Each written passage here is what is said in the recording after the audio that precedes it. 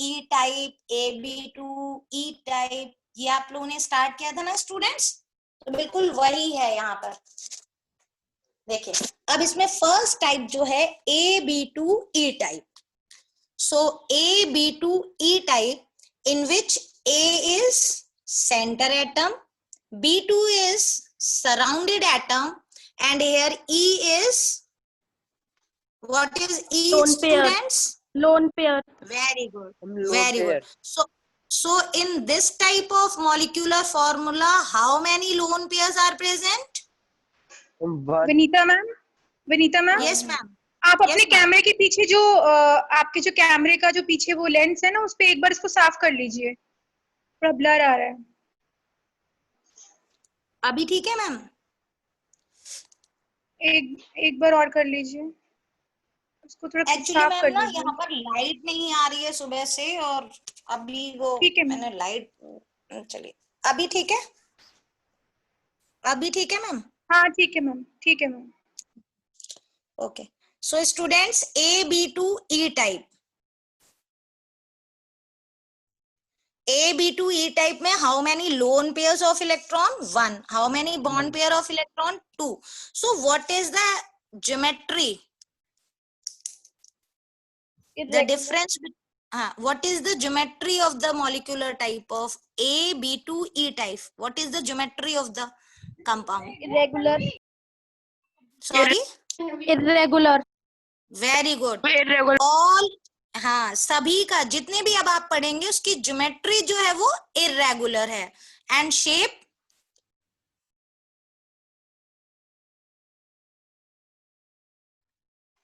What is the shape, students? Linear. Bent.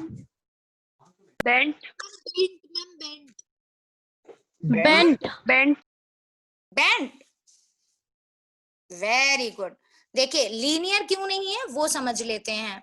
Linear इसलिए नहीं है स्टूडेंट, उसमें AB2 टाइप था ओनली, यहाँ पर E आ गया है, तो दैट मीन्स कि जो इसकी ज्योमेट्री होगी स्टूडेंट्स, उसमें 1 लोन पेयर इलेक्ट्रॉन प्रेजेंट हो गया है, जस्ट लाइक वाटर, SO2 यहाँ पर है, ठीक है ना, इस तरह का स्ट्रक्चर होगा। तो ये लोन पेयर रिपल्शन जो है स्टूडेंट्स, वो इसके शेप को क्या कर देगा, बेंट कर देगा, ठीक है। इसमें कोई कंफ्यूजन है आपको बेटा? No ma'am. ओके, अब इसका एनी एग्जांपल ऐसा कंपाउंड जिसमें इस तरह का स्ट्रक्चर प्रेजेंट होता है?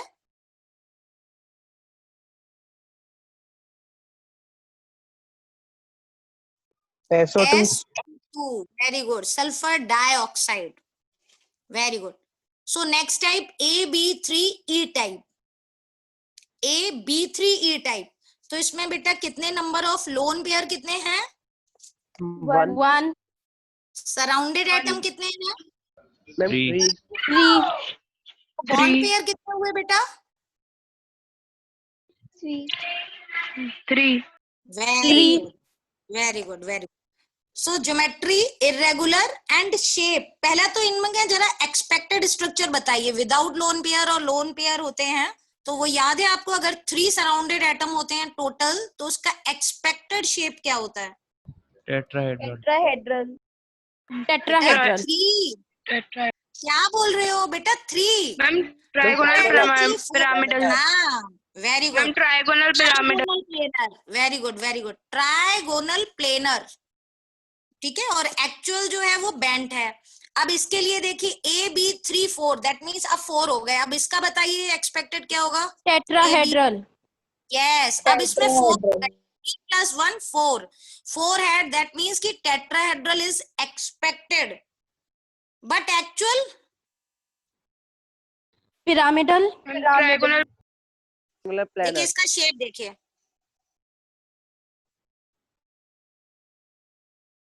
इसमें देखिए ये आपका लोन पेयर, ये ऑरेंज वाली पेंसिल, और ये देखिए 1 2 3, ये आपका हो गया B, 1 lone pair 3 bond pairs. तो अब ये एक्सपेक्टेड तो आपका बेटा हो गया टेट्राहेड्रल, बट एक्चुअल क्या होगा, actual shape? Pyramidal. Ma'am trigonal. pyramidal, and the example is well known compound. कौन सा? NH3. NH3. Very good, very good. Now AB2E2 type. बेटा ये बोर्ड एग्जाम में 12th तक ये शेप्स जो हैं ये आपके उसमें क्वेश्चंस आते हैं. एक क्वेश्चन मैंने बताया भी था आपको. तो AB2E2 टाइप. तो अब इसमें लोन पेयर ऑफ इलेक्ट्रॉन्स कितने हैं students? 2. Lone pair 2, bond pair 2.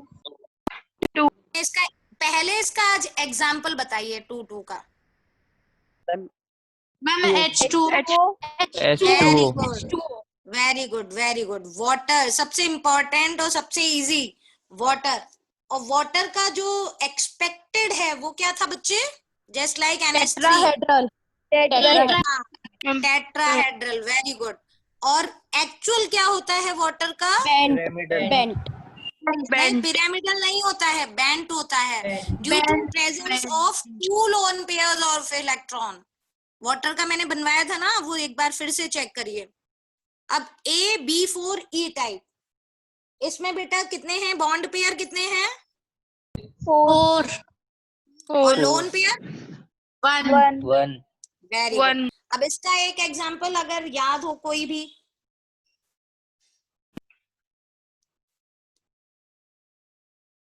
चलिए इसका अगर कोई एग्जांपल नहीं याद आ रहा है. SF4. हाँ, यस, वेरी गुड. SF4.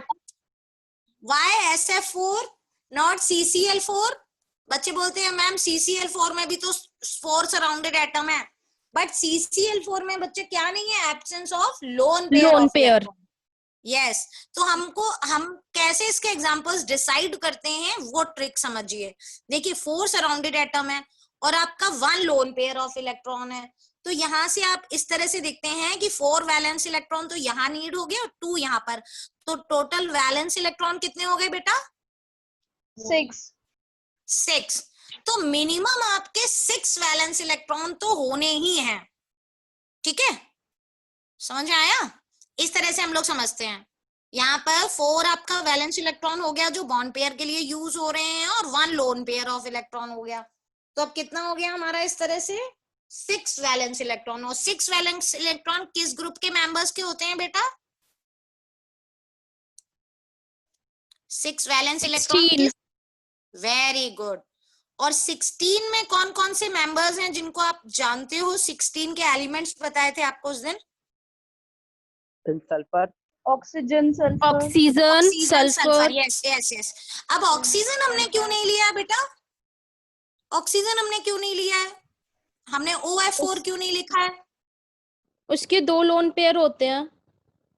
नहीं, ऑक्सीजन में आपको बताया था ना कि वो अपनी वैलेंसी एक्सटेंड नहीं कर पाता है क्योंकि उसके पास सिर्फ 2 शेल होती है ना, K और L. तो वो एक्सटेंड नहीं कर पाता है. और सल्फर जो होता है उसका साइज बड़ा होता है तो वो एक्सटेंड कर लेता है. ऑक्सीडेशन स्टेट 2, 4, 6 तीनों शो करता है. ठीक है, ठीक है बेटा. तो अब इसका एक्सपेक्टेड बताओ बच्चे. Expected. Trigonal bipyramidal. Very good. ये तो हो गया बेटा जी आपका एक्सपेक्टेड. अब एक्चुअल इसका क्या होता था? मैंने लिखवाया था. Seesaw. Very good very good. Now AB3E2 type. AB3E2 type. अब इसमें देखिए नंबर ऑफ बॉन्ड पेयर बच्चे कितने हो गए? 3. और लोन पेयर 2. तो अब इसको जरा हाँ, अब इसमें जरा देखते हैं कितने इलेक्ट्रॉन्स होने चाहिए.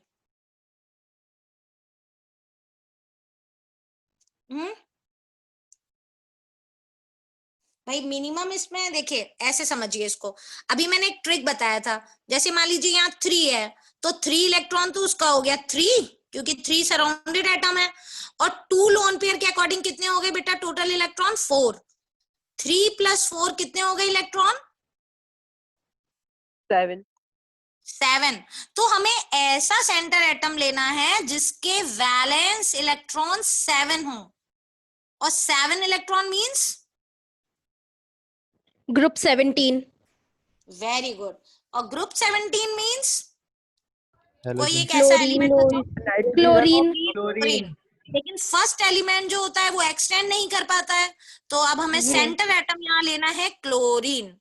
अब सराउंडेड एटम देखते हैं कितने, 3, तो ClF3 most important compound, ClF3, ठीक है।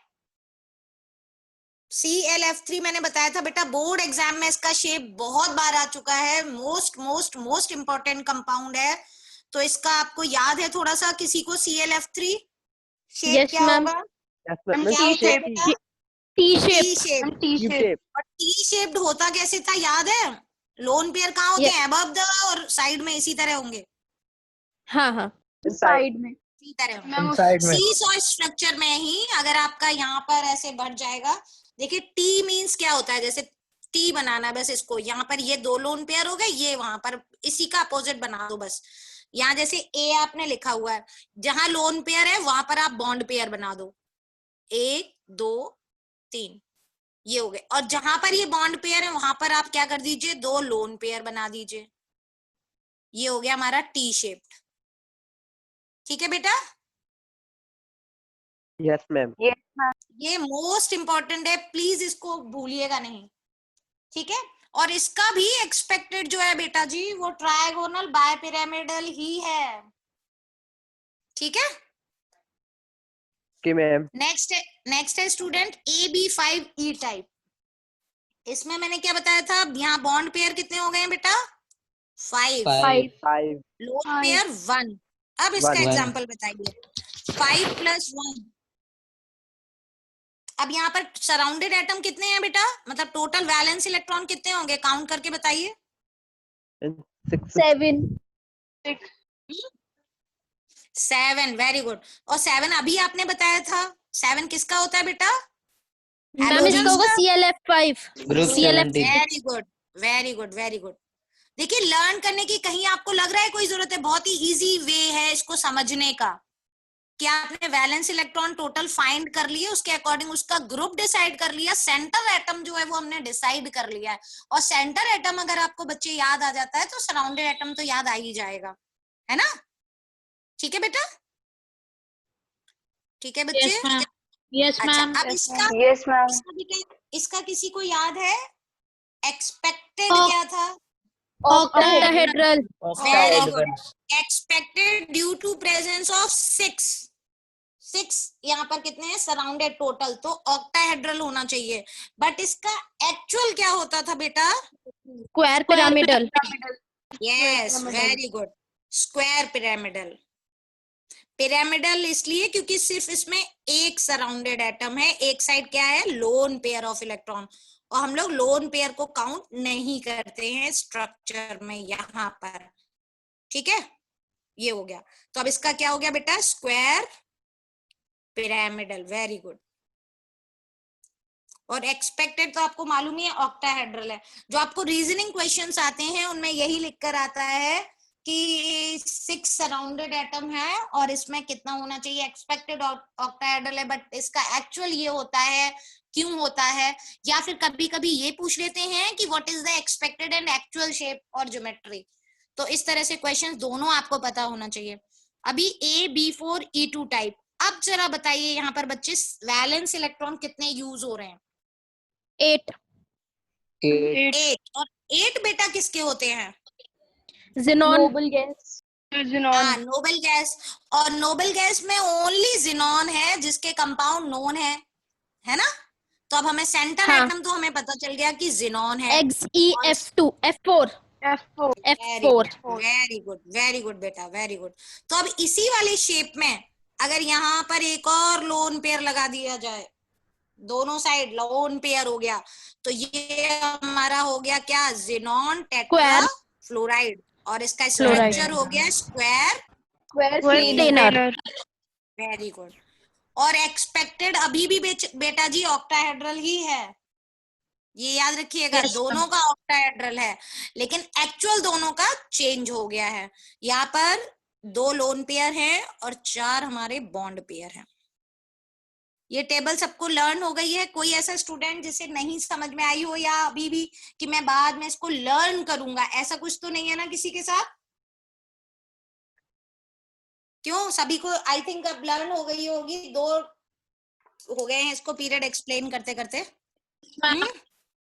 Very good.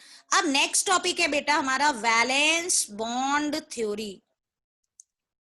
Valence bond theory, पहले इस थ्योरी को जरा समझ लेते हैं कि वैलेंस बॉन्ड थ्योरी में क्या एक्सप्लेन क्या किया गया है।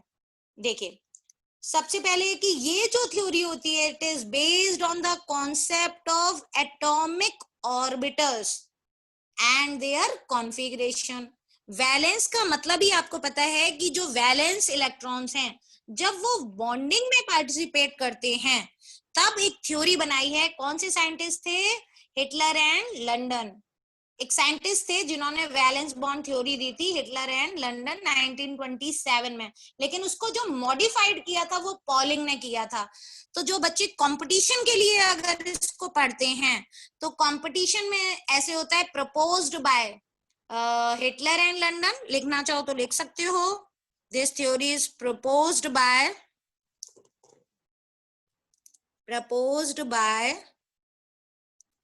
देखिए हिटलर, ये वो वाले हिटलर नहीं है जिन्होंने एसएसटी में आपका कुछ किया था, हिटलर एंड लंडन। और मॉडिफाइड बाय पॉलिंग। तो इन वर्ड्स को समझते हुए आप लोग टिक करिएगा। प्रपोज्ड का मतलब होता है जिसने फर्स्ट डिराइव की थी, जिसको नेम दिया गया है। और मॉडिफाइड ऐसे मान लीजिए जैसे मैंडलीफ जो है उन्होंने पीरियोडिक टेबल बनाई थी और मोजले ने उसको क्या किया था, 10th क्लास में आप लोगों ने पढ़ा था ना। बिल्कुल सिमिलरली ये 2 वर्ड्स ऐसे ही याद रखिएगा, बच्चे कंफ्यूज हो जाते हैं। हाँ सीबीएसई में ये नहीं आते हैं क्वेश्चंस, बहुत ही कम आते हैं, अभी तक तो नहीं आए हैं ये जितने भी आपके हैं ये साइंटिस्ट नेम अभी तक नहीं आए, बट मे बी अब ऑब्जेक्टिव्स आने लगे हैं तो आ जाए, बट अभी तक नहीं आया है सीबीएसई में। ठीक है, तो अब बात हो रही है वैलेंस बॉन्ड थ्योरी बच्चे, तो किस पर बेस करता है? तो ये है it is based on concept of based on concept of atomic orbitals and configurations of atoms। अच्छा अब इसको एक्सप्लेन करने से पहले कुछ चीजें बता रही हूं। देखिए बेटा इन्होंने ये कहा था कि कोई भी एटम जब फॉर्म करता है, कोई भी एटम जब बन रहा है, जब वो उसके एटम्स कंबाइंड हो रहे हैं मॉलिक्यूलर स्टेट में आने के लिए, तो उनमें 2 तरह के इंटरेक्शन फोर्सेस होते हैं, एक अट्रैक्शन होता है और एक रिपल्शन होता है। ये बात तो हमने बिल्कुल जब ये थ्योरी पढ़ी थी तभी एक्सप्लेन कर दिया था आपको। अब जरा समझते हैं कि ये कहना क्या चाह रहे थे। देखिए इन्होंने कहा कि हाइड्रोजन एटम फॉर्म में है और जब दूसरे हाइड्रोजन एटम से जब ये रिएक्ट करता है H2 बनाने के लिए, तो देखिए किस तरह से इंटरेक्शन फोर्सेस होते हैं। देखिए यहाँ पर 2 तरह के आपके हाइड्रोजन है बेटा, एक H1 है और एक H2 है। ठीक है, जो H1 है हाइड्रोजन के पास क्या है बेटा, एक वैलेंस इलेक्ट्रॉन और एक न्यूक्लियस है। तो देखिए अब इसको कैसे रिप्रेजेंट किया, न्यूक्लियस को आपको 10th में भी बताया गया था कि न्यूक्लियस को हमेशा पॉजिटिव चार्ज से रिप्रेजेंट करते हैं बेटा, ये पता है ना बेटा आप लोगों को। Yes, और ma'am. इलेक्ट्रॉन को बेटा हम लोग ई से अभी रिप्रेजेंट कर रहे हैं। यहाँ पर मैंने दूसरा हाइड्रोजन एटम बनाया है, इसको मैंने नेम दिया HB। 1 और 2 भी आप लिख सकते हो और AB भी लिख सकते हो, ये आपकी अपनी चॉइस है। EB देखिए अभी क्या है बच्चे कि जो आपका ये है भाई, इस हाइड्रोजन का ये इलेक्ट्रॉन है और इस हाइड्रोजन का ये इलेक्ट्रॉन है। ठीक, तो इसमें तो कोई प्रॉब्लम नहीं है ना, इस हाइड्रोजन का ये इलेक्ट्रॉन है, इसमें ये इलेक्ट्रॉन, इसमें तो कोई प्रॉब्लम नहीं है ना कि ये इससे अट्रैक्शन फोर्स कर रहा है, क्योंकि ये तो इसका अपना इलेक्ट्रॉन है, ये तो इससे अट्रैक्शन करेगा ही। पॉजिटिव और नेगेटिव के बीच में हमेशा क्या होता है बेटा, अट्रैक्शन होता है। आप देखिए और न्यू अट्रैक्शन फोर्स कौन सा डेवलप होता है, न्यू अट्रैक्शन फोर्स डेवलप होगा इन दोनों के बीच में। देखिए E A जो है इन दोनों के बीच में न्यू अट्रैक्शन फोर्स डेवलप होगा, वैसे ही इन दोनों के बीच में भी अट्रैक्शन फोर्स डेवलप होगा। तो दैट मीन्स कि अगर मैं ये कह रही हूं कि डॉट डॉट डॉट लाइन जो है वो ओल्ड अट्रैक्शन फोर्स को रिप्रेजेंट कर रहे हैं, ओल्ड को, तो जो डॉटेड ये वाली लाइन है विद एरो वो न्यू अट्रैक्शन फोर्स को रिप्रेजेंट कर रही है, जिसमें सिंगल एरो है। ठीक, तो अब देखिए इसमें पहले कितना अट्रैक्शन फोर्स था, एक एक, अभी कितने अट्रैक्शन फोर्स हो गए हैं, दो दो। कैसे दो हो गए हैं, इस इलेक्ट्रॉन को दो लोग अट्रैक्ट कर रहे हैं, दोनों न्यूक्लियस अट्रैक्ट कर रहे हैं बेटा, क्यों? Yes, ma'am. Yes, ma'am. Yes, ma'am. हाँ, तो अब देखिए अगर मैंने, हाँ अट्रैक्शन फोर्स तो आपको समझ में आ गया, लेकिन अगर हम बात ये कर रहे हैं बच्चे कि पॉजिटिव और नेगेटिव में अट्रैक्शन लग रहा है, तो फिजिक्स में आपने ये भी तो पढ़ा था कि सेम चार्जेस में रिपल्शन होती है, ये पढ़ा था बेटा? Yes, ma'am. सेम चार्ज में क्या होता है, रिपल्शन होता है, ये बात तो आपने पढ़ा था ना बच्चे? तो अब देखते हैं, Yes, ma'am. हाँ अब इसमें रिपल्शन फोर्सेस काउंट करो बेटा,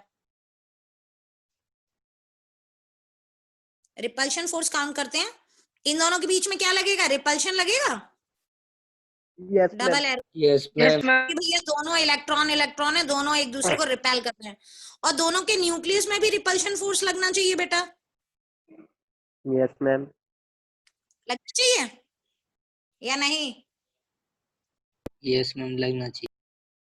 नहीं लगना हम कह रहे हैं इसलिए लगना चाहिए, आपको समझ में आ गया कि हाँ हो रहा है? देखिए फिर से एक बार समझते हैं क्या है इसमें, और कुछ है ही नहीं, केवल अट्रैक्शन और रिपल्शन फोर्स है, और ये थ्योरी बहुत फेल भी हो गई थी और इसको इतना आता भी नहीं है, लेकिन आपको पता होना चाहिए, कोई भी चीज ये नहीं है कि भाई हाँ हमें नहीं आता है तो हम पढ़ेंगे नहीं, हमें पता हर टर्म होना चाहिए कि वो एग्जाम में आ रहा है या नहीं आ रहा, वो एक अलग बात होती है। ठीक है, ये देखिए रिपल्शन फोर्सेस, पहले मुझे ये बताइए, मान लीजिए आप,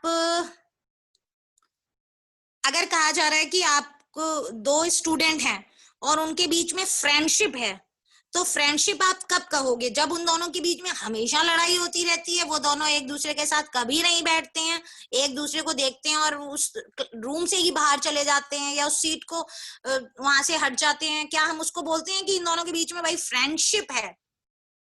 No, ma'am. No, ma'am. तो हम लोग, हाँ मतलब ये हुआ कि अगर हमेशा रिपल्शन ज्यादा है तो क्या आप बोलते हो कि इन दोनों के बीच में फ्रेंडशिप वर्ड आप यूज कर सकते हो? No. No, ma'am. ऐसे No, ही अगर ma'am. किसी मॉलिक्यूल के फॉर्मेशन की बात कर रहे हैं तो इन दो फोर्सेस में किसका मैग्नीट्यूड ज्यादा होना चाहिए, अट्रैक्शन का या रिपल्शन का? कोई भी मॉलिक्यूल कब एग्जिस्ट करेगा, जब उसमें अट्रैक्शन Attraction का फोर्स ज्यादा होगा। रिपल्शन, यस, अगर अट्रैक्शन फोर्स है तभी तो वो मॉलिक्यूल एग्जिस्ट करेगा बेटा, और अगर मान लीजिए रिपल्शन फोर्स ज्यादा है तो, अगर मान लीजिए रिपल्शन फोर्स ज्यादा है तो क्या वो मॉलिक्यूल एग्जिस्ट करेगा बेटा? No, ma'am. No, ma'am. No, ma'am. हाँ, इस बात को समझने में तो कोई प्रॉब्लम नहीं है ना आप लोगों को? नहीं, ये इस टर्म को ma'am. समझने में तो कोई प्रॉब्लम नहीं है ना स्टूडेंट्स आपको? No, ma'am. अच्छा, तो अब मुझे ये बताइए इसमें अट्रैक्शन, टोटल अट्रैक्शन फोर्स कितने लग रहे हैं बेटा? 1 2 3 4, 4. अट्रैक्शन फोर्स कितने हो गए? 4, 2 ओल्ड थे और 2 न्यू थे, हमें ओल्ड और न्यू से मतलब नहीं, हमें केवल टोटल अट्रैक्शन फोर्स लेने हैं, तो वो टोटल अट्रैक्शन फोर्स कितने हो गए बच्चे? 4। 4. अब बेटा देखते हैं रिपल्शन फोर्स कितने हैं, 1 2, तो टोटल रिपल्शन फोर्स कितने हैं बेटा? 2। रिपल्शन फोर्स कैसे हैं इसमें, कम है या ज्यादा है? Ma'am, कम है. कम है। कम है। यस, तो इज H2 मॉलिक्यूल एग्जिस्ट और नॉट? क्या Exist. H2 molecule Exist. Exist करेगा? Yes, very ma'am. Good, very good. Exist. तो according to valence bond theory, valence bond theory ने ये प्रपोज किया कि H2 मॉलिक्यूल जो है वो क्या करता है, एग्जिस्ट करता है। क्यों? क्योंकि उसमें रिपल्शन फोर्सेस जो हैं वो as compare to attraction forces कैसे होते हैं बेटा जी, कम होते हैं। इतनी बात समझ में आ गई? Yes, ma'am. यस और नो? Yes. अच्छा, अब Yes, जिन ma'am. बच्चों को ये बात समझ में आ गई है वो अपना हैंड रेज करें जरा, क्योंकि मुझे एक नया क्वेश्चन पूछना है। चलिए, प्राची, सुजल, मान्या, सिर्फ 3 ही लोगों का आया? गणेश का। अच्छा बेटा, अब मैं इस क्वेश्चन को थोड़ा सा दूसरी तरह से पूछ रही हूँ। अभी तक मैंने बोला कि H2 मॉलिक्यूल एग्जिस्ट कर रहा है, तो आपने बोला कि इसका इतने अट्रैक्शन हो रहे हैं, इतने रिपल्शन हो रहे हैं। अब मैंने आपको स्टेटमेंट दे दिया है और उसको आपको जस्टिफाई करना है बेटा जी, ठीक है? अब स्टेटमेंट में क्या दे रही हूं कि molecule of helium, molecule of helium, helium word पता है ना आपको? हीलियम क्या होती है बेटा? Inert gas. Noble gas. हाँ, नोबल गैस। तो मॉलिक्यूल ऑफ हीलियम का मतलब हो गया He2। Molecule of helium is not formed. आपको याद होगा कि इनर्ट गैसेस जो होती हैं वो मोनो एटॉमिक होती हैं, 9th क्लास में हम लोगों ने पढ़ा था। दैट मीन्स कि ये एलिमेंटल फॉर्म में एग्जिस्ट करती हैं। जितने भी आप नोबल गैसेस के नेम्स पढ़ते हो या जब आप सिंबल्स लिखते हो तो आप इसी तरह तो लिखते हो बेटा, HEAR XE, इसी तरह तो लिखते हो। कभी इस तरह आप नोटिस करते हो HE2 XE2, इस तरह तो नहीं लिखते हो ना? क्यों? नोबल गैसेस जो होते हैं या जिसको आप लोग इनर्ट गैस कहते हो, वो तो किसी से रिएक्ट ही नहीं करते हैं एक्सेप्ट जिनॉन। पढ़ा है ना आपने? Yes, Yes, ma'am. ma'am. हाँ, क्यों नहीं करते हैं वो भी आपको पता है बेटा, क्योंकि क्यों नहीं करते हैं? Orbitals Octet क्योंकि physics complete होते होता है. हाँ बिल्कुल सही, वेरी गुड। क्योंकि इसका ऑक्टेट जो होता है स्टूडेंट्स, वो क्या होता है? कंप्लीट होता है। Very good. नाउ अब देखते हैं यहाँ पर। अब मुझे आप ये बताइए कि यहाँ पर अगर He2 को मैं कह रही हूँ एग्जिस्ट ही नहीं कर रहा है, अब इस क्वेश्चन को आपका आ गया है जस्टिफाई, व्हाई। तो क्या आप मैं इसको इसमें एक्सप्लेन repulsion कर सकते ज्यादा हो है। स्टूडेंट्स? मैं इसमें repulsion ज्यादा है। इसमें repulsion ज्यादा होता होगा. लेकिन वर्ड, हाँ बच्चे, लेकिन टर्म तो सही यूज नहीं हुआ ना। Repulsion word is not right, correct word नहीं है। Sujal Gupta, new student, Sujal Gupta, Yes.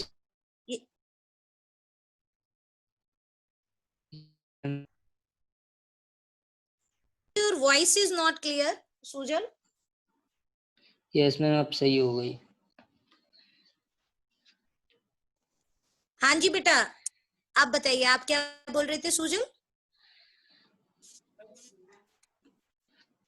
Ma'am, इसमें हमारे ऑक्टेट कंप्लीट नहीं हो पाएंगे फिर अगर ये रिएक्ट हुआ तो। ऑक्टेट तो ऑलरेडी बच्चे कंप्लीट है हीलियम का। नहीं, अगर HE2 लेंगे तो। अच्छा अच्छा अच्छा, आपकी वॉइस थोड़ी क्लियर नहीं है बच्चे, चलिए कोई बात नहीं। अच्छा, यहाँ पर बात हो रही है बेटा कि अगर आपने बोला रिपल्शन ज्यादा है तो that's not the correct word. Repulsion forces,